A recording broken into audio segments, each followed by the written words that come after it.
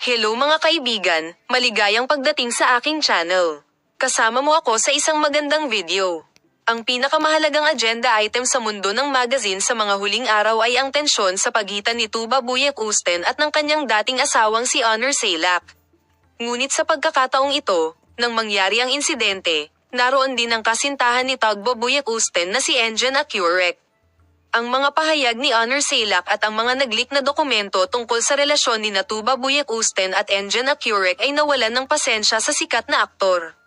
Narito ang mga detalye na lumilikha ng isang kaganapan.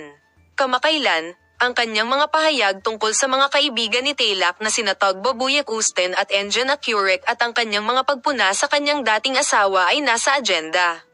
Ang mga katangian ni Onur Sailak at ang kanyang mga salita kay Tuba sa pamamagitan ng kanyang mga anak na si Maya at Lupa ay naging sanhi ng interbensyon ni Engin Akyurek.